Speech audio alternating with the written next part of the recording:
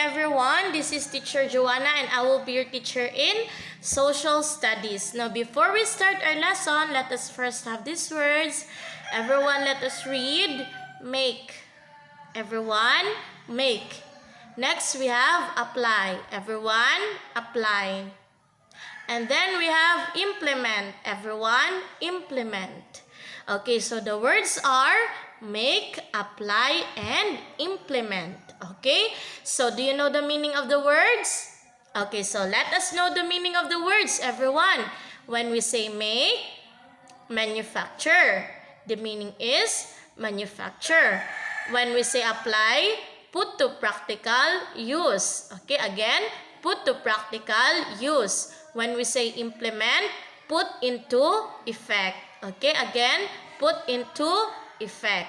So, those are the meaning of the words. Now, today, we are going to talk about the Philippine national government. So, what are we going to talk about? The Philippine national government. So, are you ready to listen? Okay, so if you are ready to listen, then sit up straight, eyes on me and ears on me.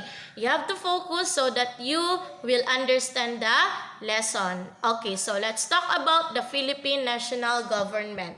Everyone, the government is one of the elements of the state.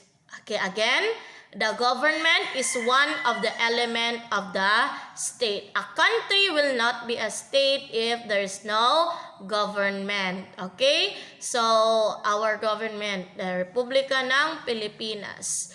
Okay, so, the foremost duty of the government is to serve the people and promote their well-being. So, what is the foremost duty of the government? It is to serve the people and promote their well-being. Okay? That is the foremost duty of the government. Okay, so now, the national government of the Philippines. Under the 1987 Constitution, the three branches of the government are executive, legislative, and judiciary. What constitution? The 1987 Constitution. Under the 1987 Constitution, it states that there are three branches of the government wherein we have the executive branch, legislative branch, and judiciary branch. Now, executive branch implements the law. This branch is composed of the president, the vice president, and the cabinets. Now, who is our president? Okay. Rodrigo Duterte. And who is our vice president? Leni Robredo. Always remember that the executive branch implements the law.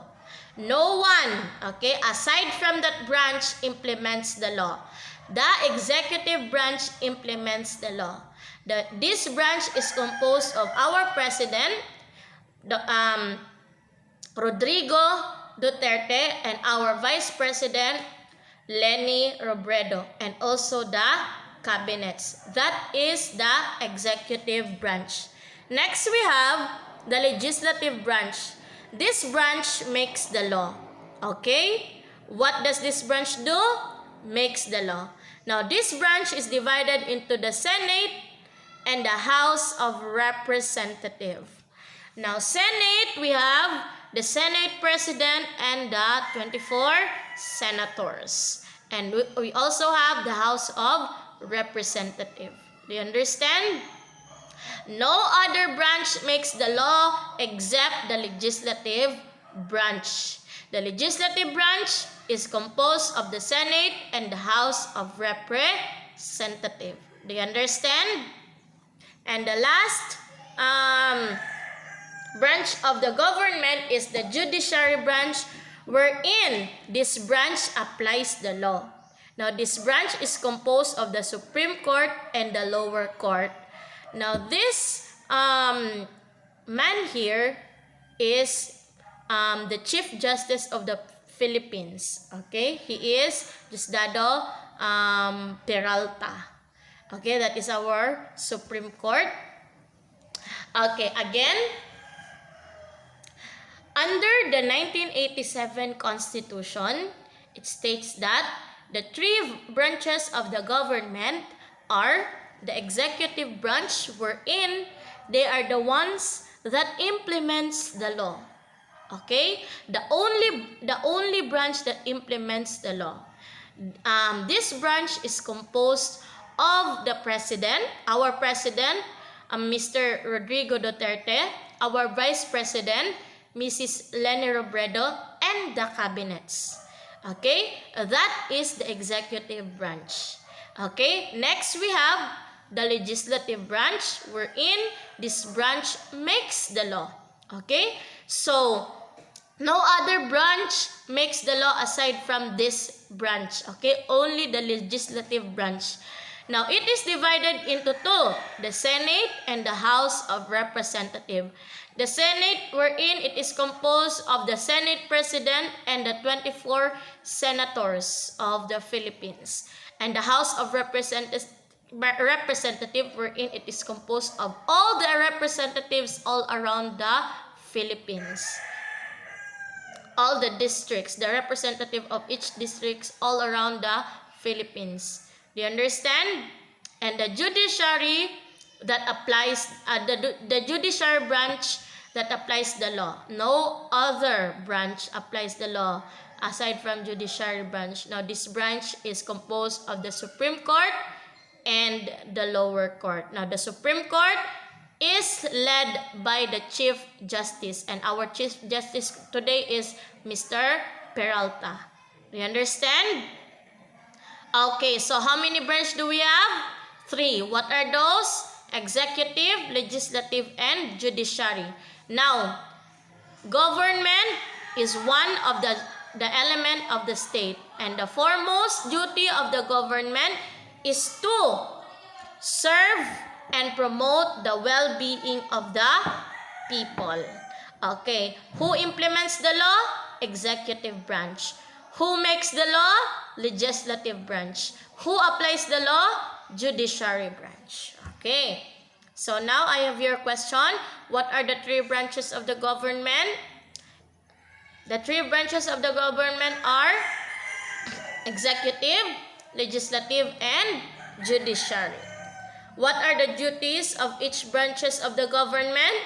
Executive branch implements the law. Legislative branch makes the law. Judiciary branch applies the law. So, what did you learn today? Today we have learned about the Philippine national government. The Philippine national government, or the government, is one of the element of the state. The foremost duty of the government is to serve and protect and promote the well-being of the people. Now, under the 1987 Constitution, there are 3 branches of government: the executive branch, legislative branch, and judiciary branch. The executive branch implements the law, legislative branch makes the law, and judiciary branch applies the law. Okay, so if you really did understand the lesson, let us proceed to your practice exercise wherein you are going to give me the 3 branches of government. And here is your evaluation. Give the duty of each branches of government. Now, don't forget to answer your practice exercise and your evaluation because I am going to check it. And here is your assignment. Your assignment is give me a picture of our president. Okay? Thank you for listening. See you in our next video. Bye-bye.